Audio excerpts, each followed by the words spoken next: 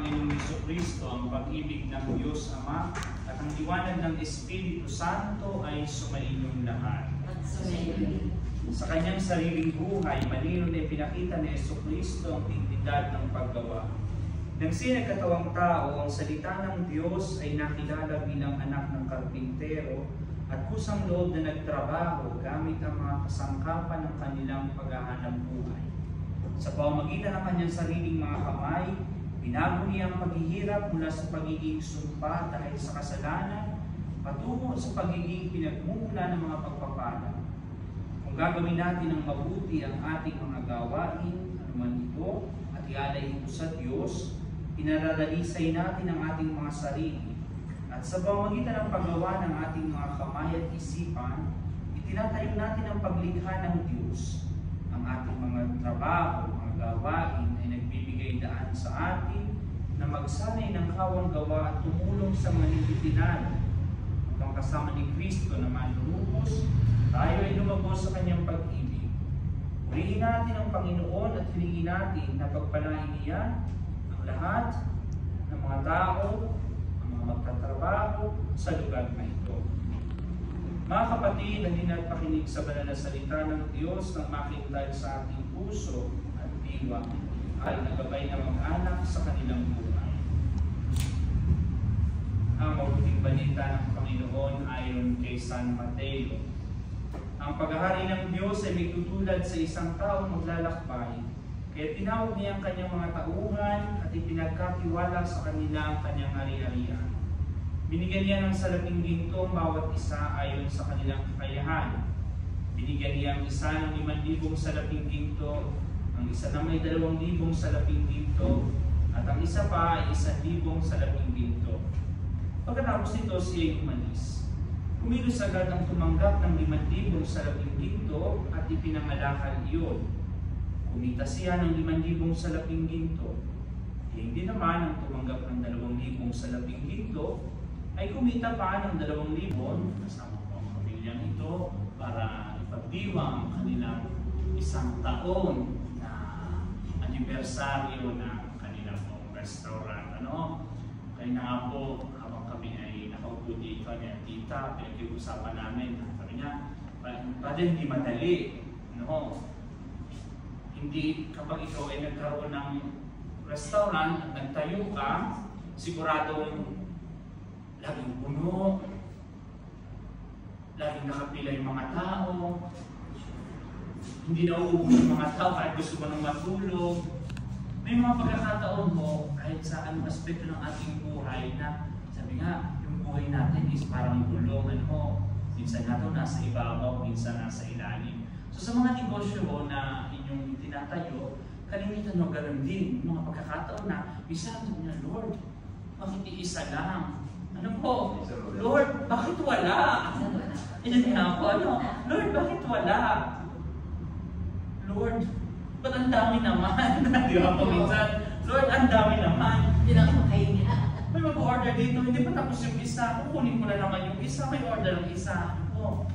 Pero sabi nga ako, dito sa lungkot, dito sa saya, sa dami ng tao, sa kakakunting tao, sa maraming tao, ano yung pinakamahalaga doon?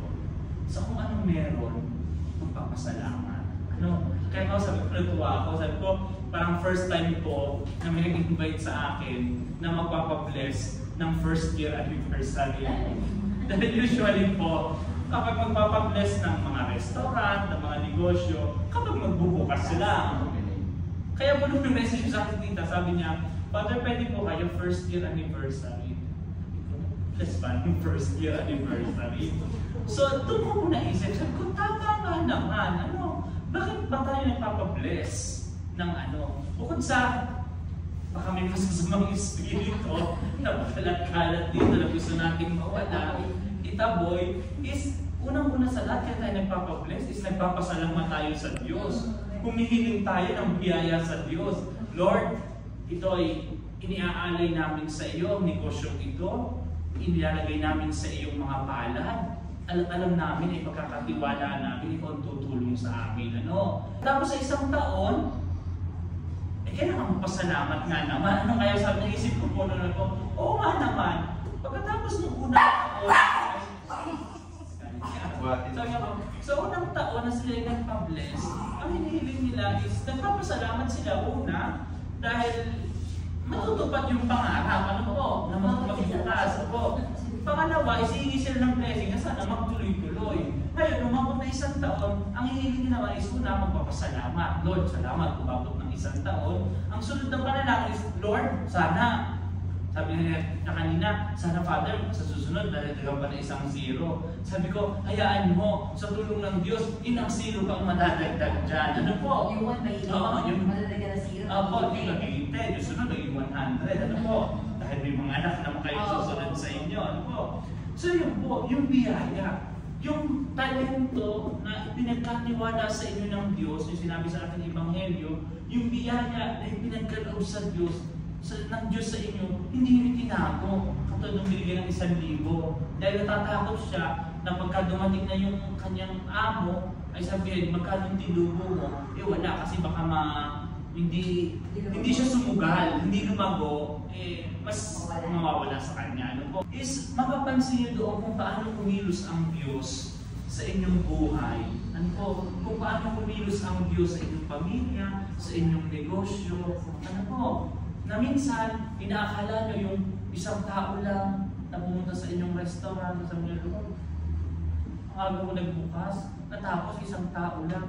Na yung isang tao yun, ay isang biyaya din yun sa Diyos na ipinapaalala sa inyo na, teka muna, baka naman pag ako'y nagbigay sa inyo ng maraming kliyente, kawawa naman ang katawan mo, hindi ka na makakapahinga. Ano? Kaya nga ho yung parabang, yung naisip nyo rin po na magpa-bless, magpasalamat muli sa Diyos at hilingin muli ang pagbabasbas mula sa ating Panginoon na kayo ay kanyang gabayan, na kayo ay kanyang tulungan, na basbasan ang bawat isa sa inyo, lalatigin ang inyong pamilya, nang sa gayon, kayo ay patuloy na makapaglingkod sa mga tao. Dahil yun yung pagluluto ninyo, yung pagbubukas nyo ng restaurant, ay isa rin ng paraan ng inyong pagtulong sa mga tao. Ano po? Kahit masabihin ito yung negosyo, ay yun ay pagtulong sa mga tao. Kaysa nga yung mga tao, galing sa trabaho, luluto pa, pupunta na dito ang mga kainan. Kaya nga po manalangin tayo. Ang Panginoong Diyos ang pinanggagalingan at patutunguhan ng bawat landas na ating tinatahak. Halina't tumulog tayo sa Kanya na may pagtitiwala at sabihin natin, Panginoon, gabayan mo ang bawat hakbang namin. Hindi po natin, Panginoon, gabayan mo ang bawat hakbang namin. Amang banal, pinagkaloob mo ang iyong buktong na anak bilang aming daan patungo sa iyo. Turuan mo kaming sumunod ng walang pag-aatubili saan man kami dalhin. Manalangin tayo, Panginoon, gabayan mo ang bawat hakbang namin. Sa bawat sandaling po, malapit ka sa mga taong naglilingkod sa iyo. Alagaan mo ang mga kapatid namin upang madama nilang kasama ka sa paglalakbay habang umaasa silang namuhay sa piling mo sa kalangitan. Manalangin tayo, Panginoon, gabayan mo ang bawat hakbang namin. Iwang isang taong anibersaryo. Pinupuri ka namin sa lahat ng tagumpay at biyayang natamo sa nakaraang taon. Basbasan mo ang gusaling ito naway maging isang lugar ng pagkakaibigan, kasiyahan at pagpapala. Naway ang bawat taong pumapasok dito ay makatagpo ng kaginhawaan at kabusugan, hindi lamang sa pagkain, kundi pati na rin sa espiritual na aspeto ng kanilang buhay. Panginoon, patuloy mong pagpalain ang may-ari, ang lahat ng mga manggagawa at ang lahat ng mga tumatangkilik sa kainan na ito. Naway manatili silang masigla, masipag at may malasakit sa bawat isa. Bigyan mo sila ng lakas at katalinuhan upang patuloy na makapaglingkod ng may pagmamahal at kahusayan. Hinihiling namin ang iyong patnubay at proteksyon sa mga susunod na taon. Ilayo sila sa anumang kapahamakan at ipagkaloob ang kasaganahan at kasiyahan sa lahat ng aspeto ng kanilang buhay. Ang lahat ng ito ay hinihiling namin sa pamamagitan ng iyong anak na si Jesucristo, kasama ng Espiritu Santo, magpa sa walang hanggan. Amen. Ang banal ng pakikiisa sa kamatayan ni Kristo sa sakramento ng binyag. Ngayon po ay babasbasan po kayo at babasbasan po natin ang lugar. At habang babasbas po tayo ng banal na tubig ay Darasalin po natin ang paulit-ulit ang Ama namin, ang Panginoong Maria at luwalhati. Ama namin, sumasalangit ka, sambahin ang ngalan mo, mapasaamin ang kaharian mo, mo dito sa lupa para ng sa langit. Bigyan mo kami ngayon ng aming kakanin sa araw-araw at patawarin mo kami sa aming mga sala. Pagpapatawad namin sa nagkakasala sa amin at huwag mo kami maitulog sa puso, pinagyan mo kami sa lahat ng masama. Amen. Pagbago ng Maria, napupuno ng grasya, ang Panginoong Diyos ay sumasa iyo. Bukod kang pinagpala sa babae na lahat, at pinagpala naman ang iyong anak na si Jesus.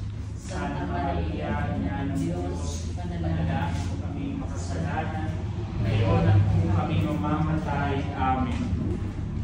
Hati sa Ama, sa Anak, at sa Espiritu Santo, kaparan sa unang-una, ngayon at pakailanman, magpasawalang hanggan. Amen. Ama namin, sumasalangit ka, sambahin ang ngalan mo.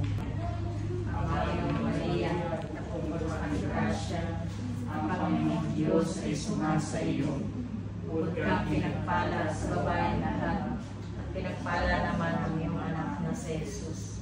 Santa Maria, Ina ng Diyos, ipanalangin kaming makasalanan, ngayon at kung kami mamamatay. Amen.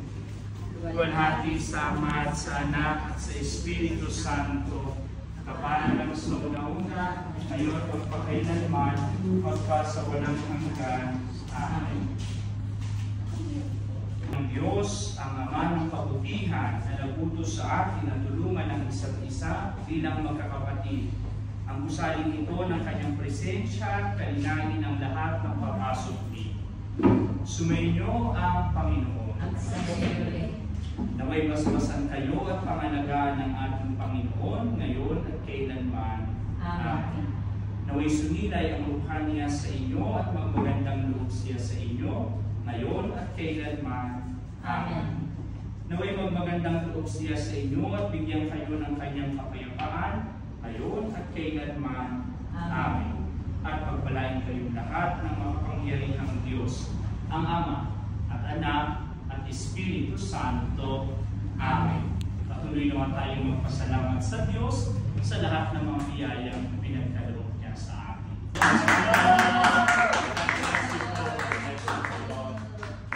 Paano tayo? Ano ba yung paaga? Patay na. Oh, agam candy. Agam candy. Patay na. Patay na po.